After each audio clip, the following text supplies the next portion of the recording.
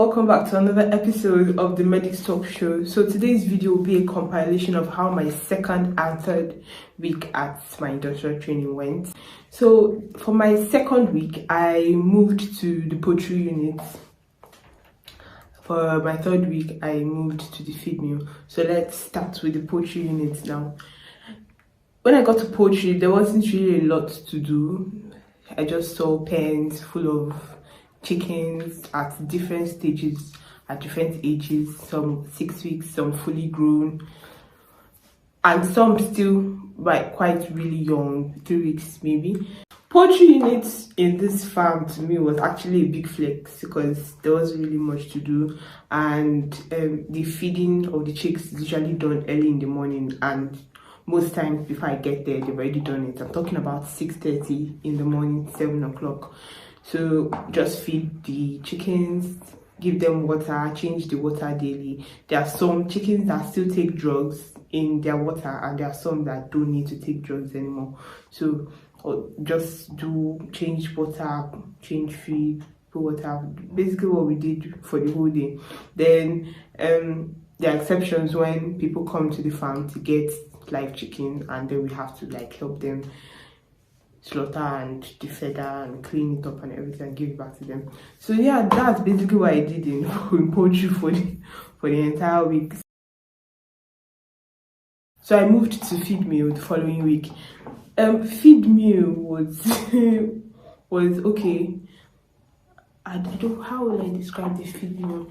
I could not help them with a lot of things because most of what they did, most of everything in the feed mill was heavy lifting. I'm talking, you're lifting 50 kg bags, 100 kg bags.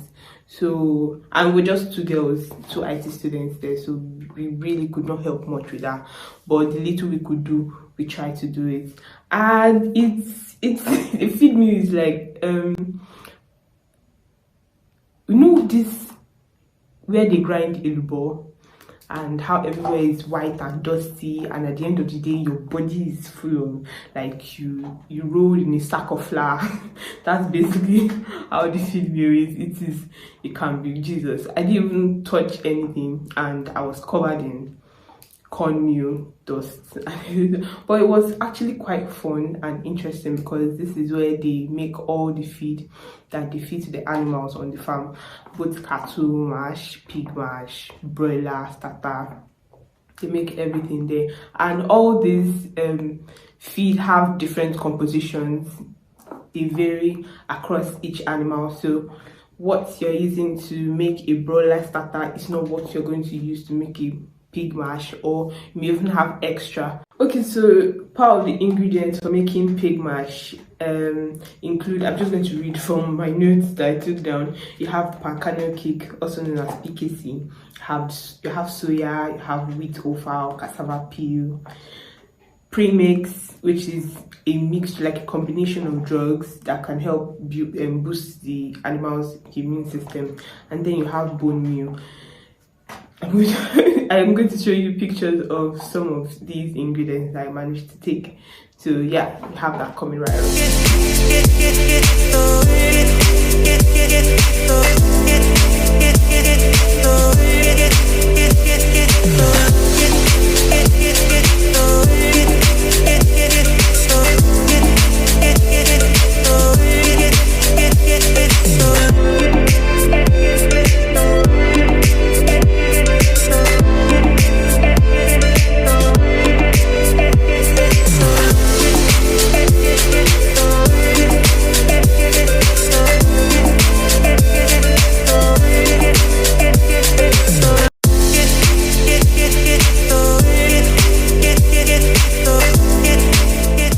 Also, to make layer mash, you need the following ingredients. You need maize, which has already been ground. You need soya meal, wheat offal, palm kernel cake or PKC. You need limestone, so of calcium. You need bone meal, enzyme, salt, lysine, methionine, and layer vitamin. Methionine is an amino acid, so I'm guessing this is like a source of protein for the animal. So now that you know all about my IT experience, how about we learn from others? So welcome to the Medis Talk Show. Please kindly introduce yourself, starting from you. I'm Oyindamola, aka Simply Canida. Okay. I'm Joshua. Welcome. I'm Adibaya Adeoye. Okay, nice to meet you guys. So, quick question, Oyinda. What units did you work in during your IT? 3 units, but poultry significantly. Okay, so what was your daily routine like in poultry? Daily routine, when we get to the farm, first things first, we sign our attendance to show that we were around. Before Uncle? Then next we go to the poultry farm and pick eggs. When we get there are lots of eggs already waiting in the crates. So we just go there and like pick them to deliver them, feed the... So what breed of chicken was reared mostly on the farm? To be honest, I know they are layers. I do not know their breeds, but I'm very sure they're layers, and they are brown and red. Some people say they are Isa brown. I don't know, but to be very honest, I don't know. Okay.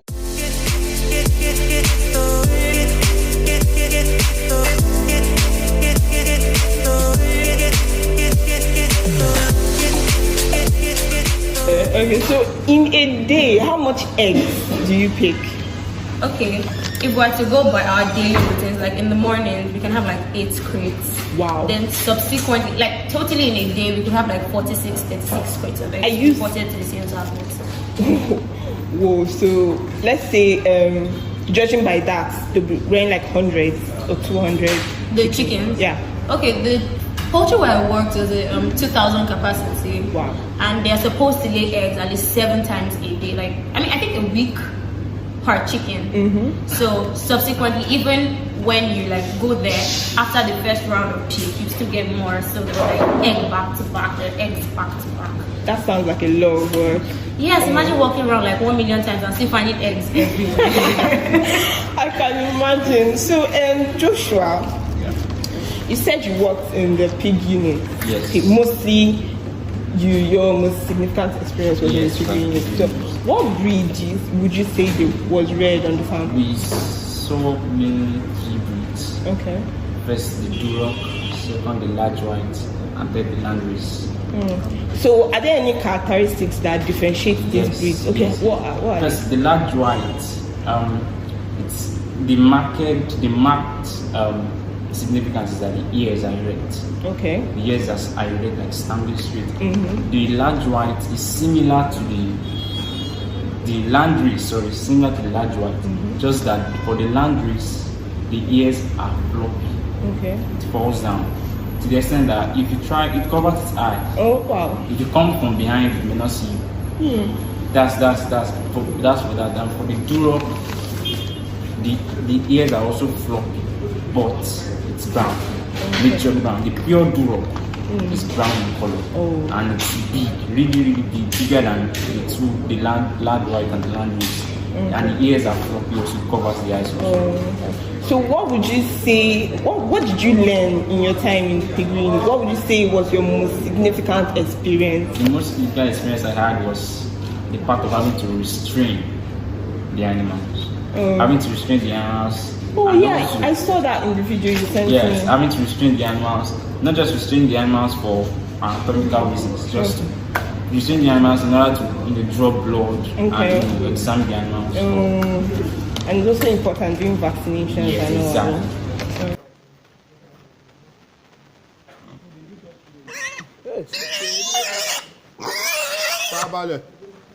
Farabalẹ̀. Larry, where the bottle? Let's keep.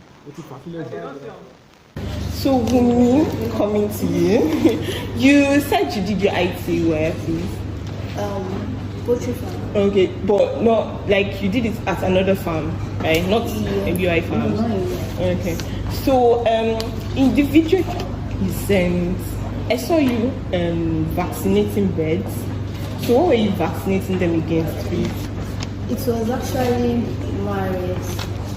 On a normal day, marriage should be subcutaneous. Okay. But I don't know,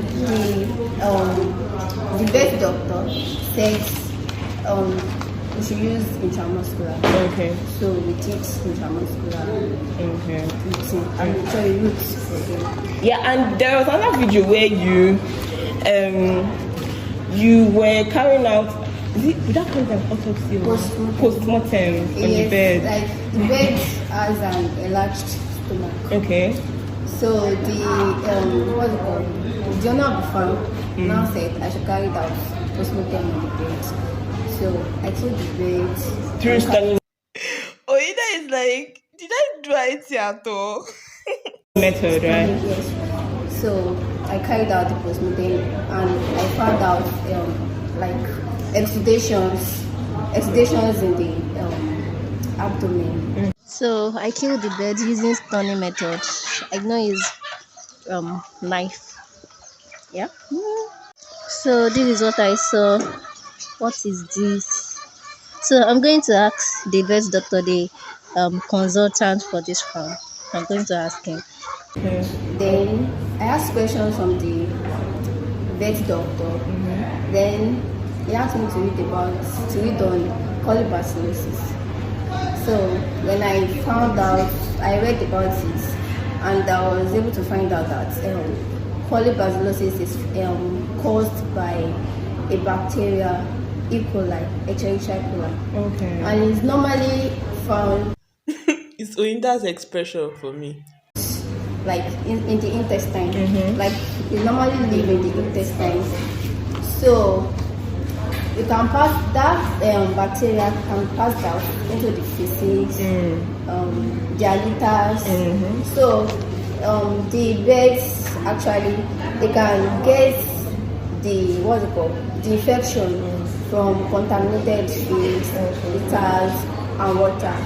And then That's quite an interesting find, actually. yes, and actually the exudate I found in the abdominal cavity is called peritonitis. It's like a sign of Inflammation. colibacillosis, like should I say symptoms Okay. of colibacillosis. Okay. Wow. That's a whole lot. Yeah, exactly. That's a whole lot. So thank you so much for sharing.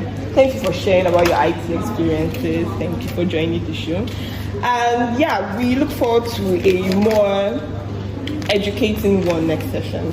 So thank you very much. See you next time. Bye. A big shout out to Oyinda Mola, Samojusha, and Adilmi for joining the show. If you did like this video, please give us a thumbs up. Don't forget to comment and please subscribe to the channel. Thank you.